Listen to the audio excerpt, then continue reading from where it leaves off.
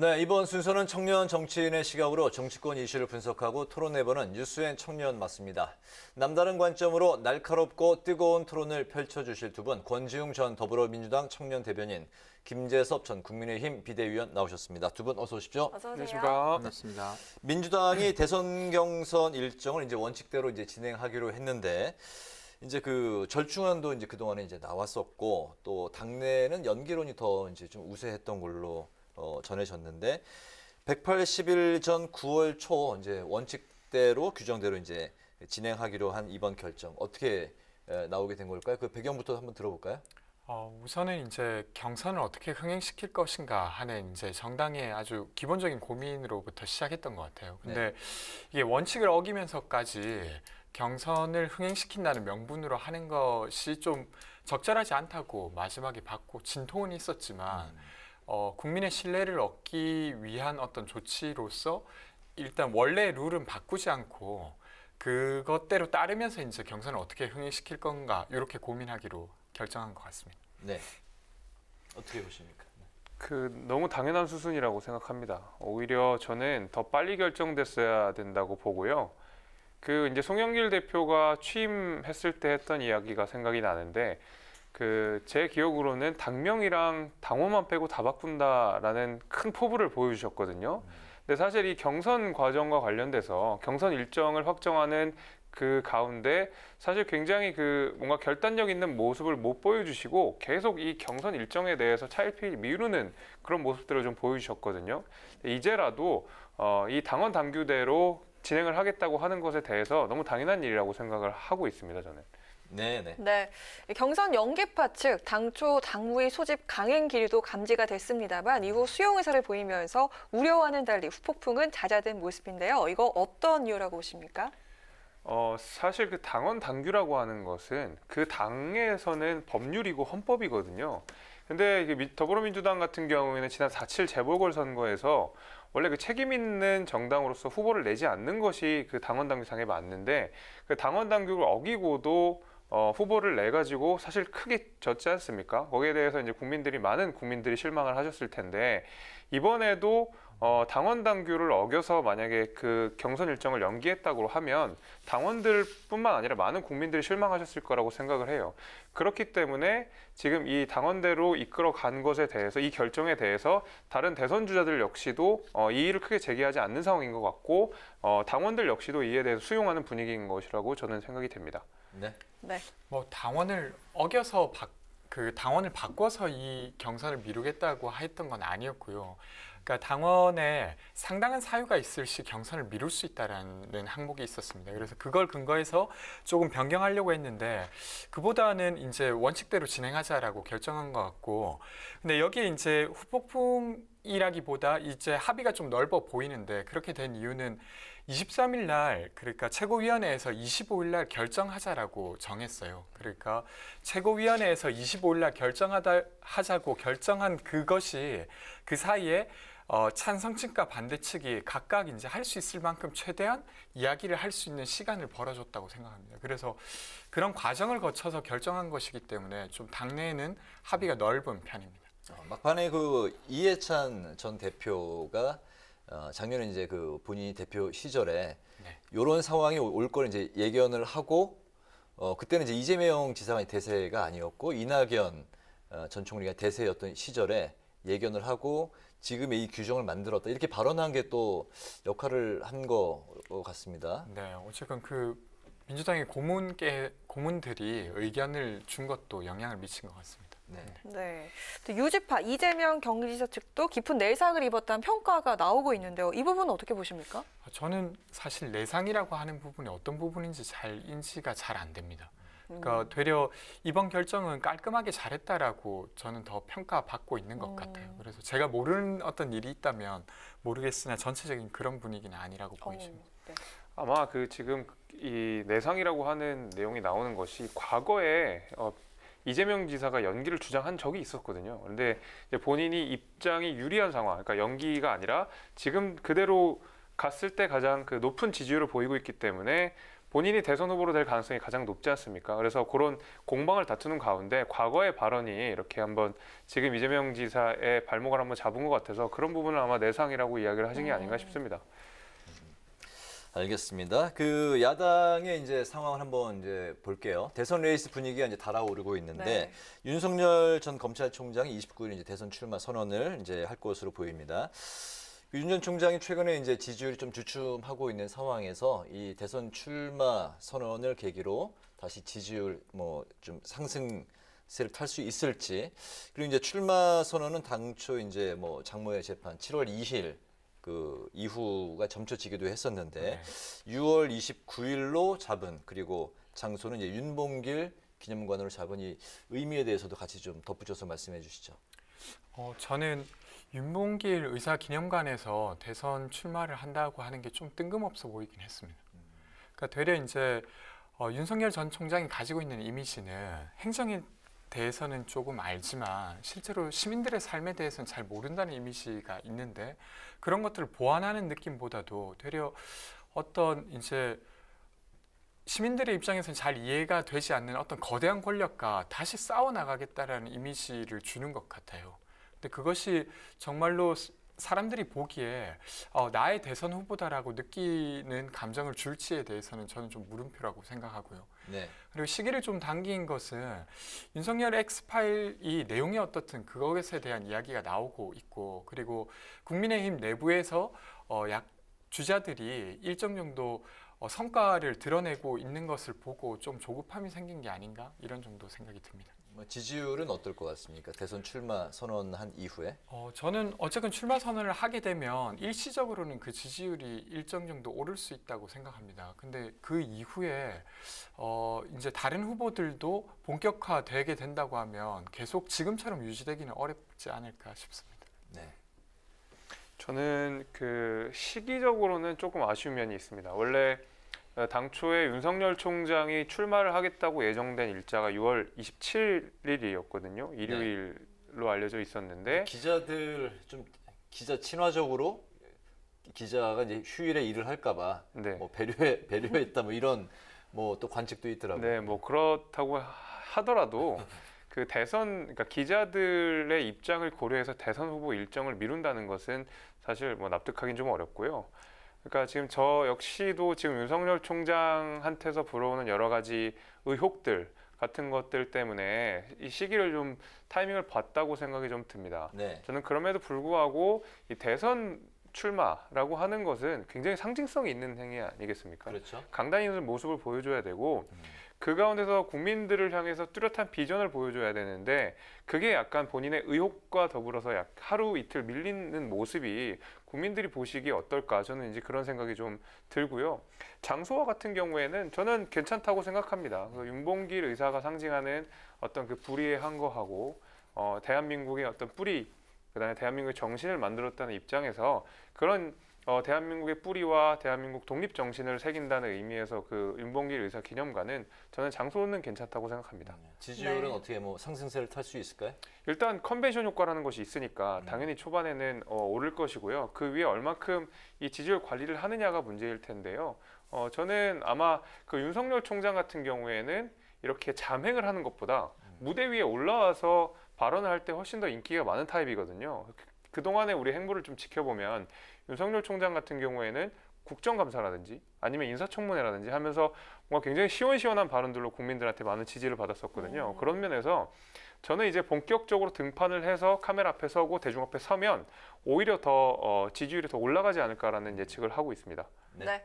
다음은 OX 질문인데요. 제가 휴가 갔다 오니까 청년버스에도 OX 코너가 생겼네요. 네. 윤 전 총장에게 본격 검증의 화살들이 쏟아질 텐데 여기서 OX 질문입니다. 윤 전 총장 X파일 의혹을 깔끔하게 털어내서 상황을 반전시킬 것이다. O 아니면 X. 하나, 둘, 셋. 네, 아이고 갈렸네요. 갈렸습니다. 네, 먼저 김예섭 청년위원께서는요, 일단 X를 들어주셨는데요. O를 들어주셨는데요. 네, 어떤 이유입니까? 네. 그 이제 엑스파일이라고 하는 것이 들여다보면 사실 그 지난 인사청문회 때 거의 다 나왔던 내용들이에요. 지금 소위 말하는 찌라시 수준으로 돌아가는 내용들을 보면 검증되지 않고 출처들이 다 불분명한 그런 내용들이거든요. 네네. 행간에 떠도는 소문 같은 내용들이거든요. 혹시 결국 파일을 보셨나요? 저는 이제 목차 정도를 확인을 했는데 보니까 뭐 어떤 검사 시절에 있었던 사건에 뭐 의혹이 있다 뭐 이 정도고 그 뭐 장모와 뭐 부인에 관련된 뭐 어떤 이 이야기들 그런 것들인데 사실 뭐 굉장히 중요한 내용도 아니고 내용 자체도 중요하다고 생각되지도 않습니다. 네. 다만 이제 엑스파일이라고 하는 뭔가 거대한 무언가가 있는 것 같은 느낌이 드니까 사람들이 혹시 진짜 큰 문제가 있는 거 아니냐라고 생각을 하시는 것 같은데 오히려 윤석열 총장이 이에 대해서 정면으로 반박을 딱 하고 아까 말씀드린 대로 인사청문회나 국감장에서 보여줬던 그 당찬 모습 그리고 적극적으로 정면 돌파하는 모습을 보여준다 그러면 오히려 이 엑스파일을 덧입고 더 좋은 모습을 보여주지 않을까라는 게 제 생각입니다. 네. X를 드셨죠? 네. 저는 조금 생각이 다른데요. 어떤 지점이냐면, 그러니까 실제로 지금 이제 장모께서 있었던 어떤 일들이 납득이 잘 안 되지 않습니까?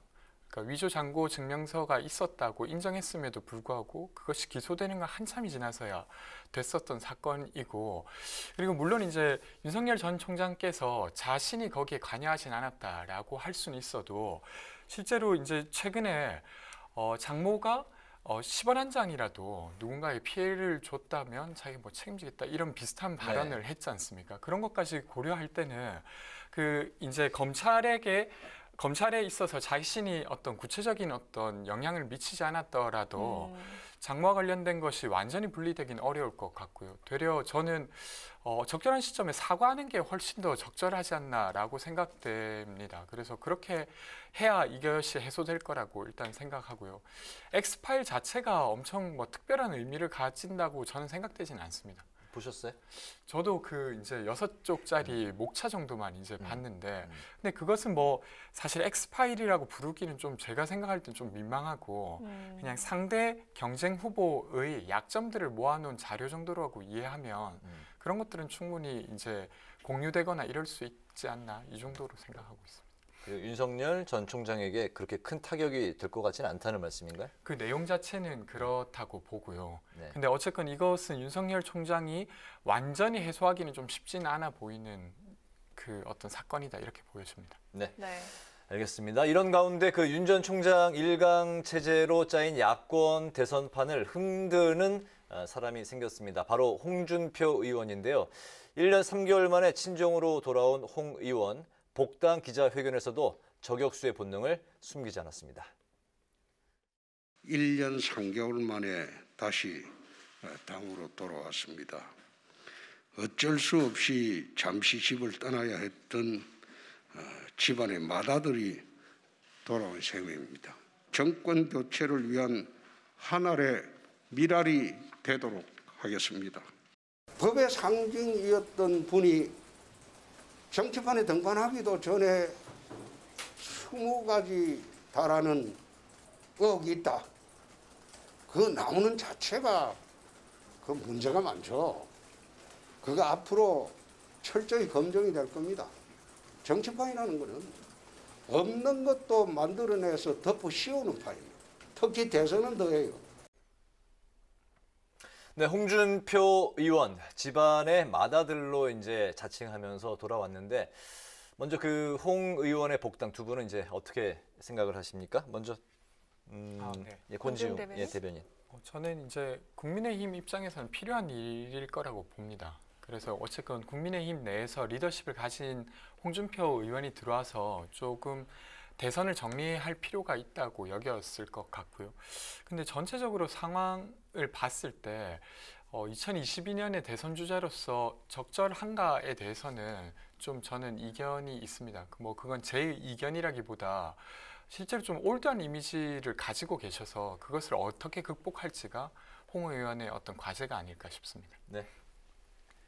저는 뭐 애초에 홍준표 의원의 복당을 반대했었던 입장이기 때문에 그 반대의 기조를 여전히 유지를 하고 있지만 사실 이제 복당을 하신 거 아니겠습니까? 예, 복당이 이루어진 상황에서 뭐 반대를 하는 것이 의미는 없겠습니다만은 그러니까 과거에 홍준표 대표가 보여줬던 어떤 굉장히 올드한 모습 구태한 모습을 이제는 벗어던질 때가 됐다.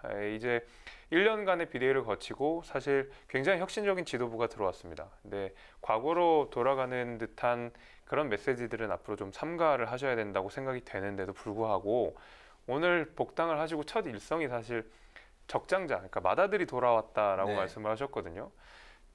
저희 그 국민의힘은 봉건 시대의 정당이 아닙니다. 그 이제 당원들과 국민들의 참여로 이루어지는 정당이지 어떤 뭐 서열이나 뭐 적통이나 이런 것을 따지는 그런 정당은 이미 아니거든요. 한참 전에. 아직까지도 생각이 좀 구시대적으로 머물러 있는 게 아닌가라는 생각을 갖고 있습니다. 네, 오늘 뭐 한 방송에서 앞으로 이제 꼰대 이미지를 벗기 위해서 국민이 싫어하는 거는 이제 안 하겠다라고 이제 인터뷰를 했는데요. 어쨌든 그 윤석열 전 총장에 대해서 의혹이 이제 20가지에 달하고 문제가 그 자체만으로도 많이 있다. 이렇게 윤석열 때리기에 이제 일단 뭐 좀 나서고 있는 그 모양인데요. 여기서 이제 다시 한번 OX 질문 드리겠습니다. 네. 홍준표 의원이 야권의 빅2로 발돋움할 것이다. OX입니다. 하나, 둘, 셋. 네, 또 갈리는데요. 네, 이번에는 권지웅 OX 가 대변인이 오를 바뀌었네요. 들어주셨고요. 네. 네. 먼저 권지웅 대변인. 저는 네, 물론 짧게 이제 들어볼까요? 끝까지는 아닌데 일시적으로는 빅2로 올라가지 않을까 싶습니다.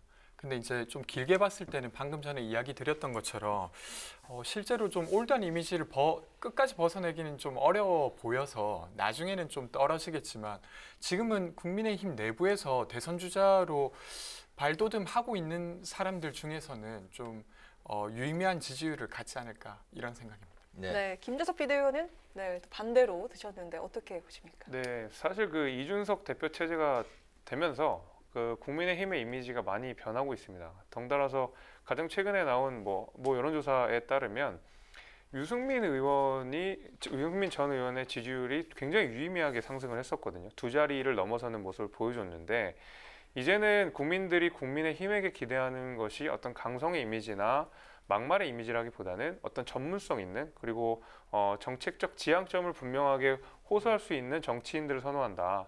그리고 또 막말이 없고 좀 젊은 정당을 원한다라는 그 국민들의 인식들을 이미 저희가 확인을 했기 때문에 저는 오히려 홍준표 의원보다는 지금 국민의힘의 여러 그 대선 후보들이 있습니다. 원희룡 지사도 계시고요. 유승민 의원도 계시고요. 이런 분들이 더 앞으로는 빅2로 더 올라갈 가능성이 더 높다고 저는 그렇게 생각합니다. 알겠습니다. 네, 이 최재형 감사원장이 다음 주 4일에 표명할 거라고 전해지는데 문재인 정부 감사원 수장이요. 야권을 배경으로 대권 준비를 하는 모습 어떻게 지켜보고 계십니까? 그 최재형 감사원장 개인은 정말 훌륭한 분이라고 저는 알고 있습니다. 예, 굉장히 스토리가 남다른 네. 이 분이라고 알고 계신데, 근데 그것과는 별개로 어떤 감사원장이나 검찰총장이라는 중책을 맡았던 그 헌법기관의 장을 맡았던 분들이 바로 대선에 출마하는 것은 저는 개인적으로는 찬성하지는 않습니다. 왜냐하면 설령 그렇지 않다 하더라도 임기가 끝난 이후에 바로 이 대선에 출마하거나 고위공직에 출마를 하게 되는 경우에는 그 임기 동안 있었던 일들에 계속 끊임없이 의혹을 받거나 혹은 잘 해놓은 것 역시도 비판을 받을 수 있거든요. 그러려고 대선을 출마하려고 한 것이 아니냐라는 끊임없는 정치적 공작을 받을 수 있기 때문에 감사원장이라고 하는 것은 굉장히 중립적이고 국가의 회계 감사를 아주 냉철하게 해야 되는 작업인 그 자리인 만큼 저는 뭐 최재형 그 원장이 훌륭한 분인가 여부를 떠나서 이런 고위공직 특히 이제 정치적 중립을 지켜야 되는 고위공직자들이 나와서 바로 출마하는 것은 그렇게 좋은 일은 아니라고 저는 생각합니다. 여튼 네. 이제 국민의힘 측에서 나왔던 그런 평가와는 좀 다른 말씀을 또 해주셨네요. 네. 저는 비슷한 의견인데 실제로 이제 최재형 감사원장께서 어떤 명분으로 본인이 대선 주자가 돼야 되느냐에 대한 설득력이 전 다소 떨어진다고 생각합니다. 그러니까 예를 들면 인물이 되게 대단하다라고 하는 것을 인정하더라도 무엇이 그 사람을 선택해야 되는가라는 질문에 있어서는 딱히 무언가를 보여주거나 그러지 않아요. 예를 들면 윤석열 전 총장만 해도 그래도 문재인 정부와 이렇게 대척점에 서면서 문재인 정부를 넘어서는 무언가를 하겠다라고 하는 이미지라도 갖고 있지만 최재형 원장께서는 그런 이미지를 갖고 있지 않고 이건 단순히 이미지가 아니라 비전이 잘 안 보이는 것이죠. 그래서 그런 면에서 좀 의아한 부분입니다. 알겠습니다. 다음 질문 드릴게요. 최근 그 정치권을 관통하는 이제 키워드가 청년 정치, 공정, 정의 뭐 이런 말들인데 최근에 그 이준석 표 공정 경쟁을 이제 표방한다고 이야기를 하는 국민의힘 대변인 오디션 나는 국대다 이 흥행 속에 지금 이제 치러지고 있는데 전직 대변인 그리고 비대위원으로서 지금 뭐 이 상황, 이 오디션 어떻게 보고 계십니까?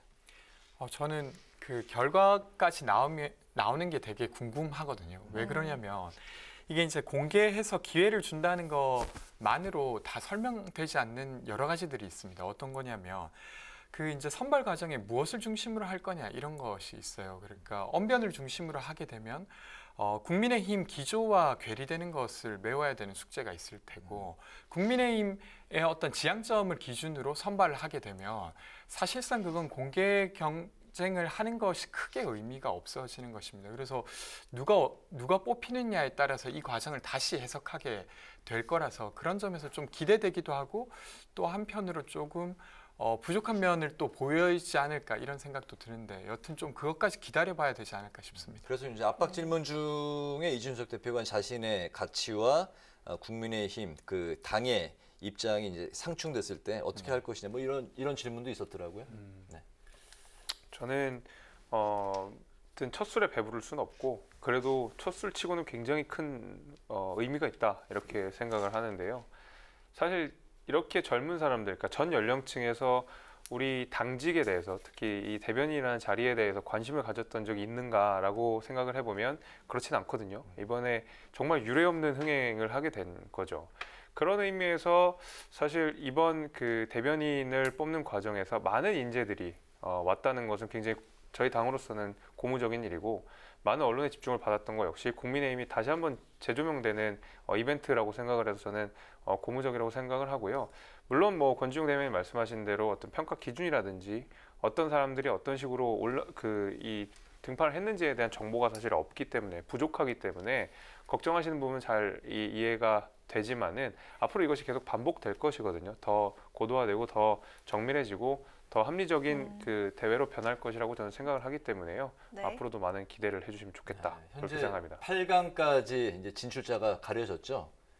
제가 알기로는 16강인데 고3 학생도 진출하는 게 아주 예, 인상적이던데요. 네. 고3 학생이 있었고 80이 넘으신 분도 계셨고 네. 뭐 전직 아나운서, 뭐 변호사 등등 굉장히 다양한 연령층의 다양한 직업군에서 지원을 했다고 저는 알고 있습니다. 네. 네, 마지막 질문 아주 짧게 들어보도록 하겠습니다.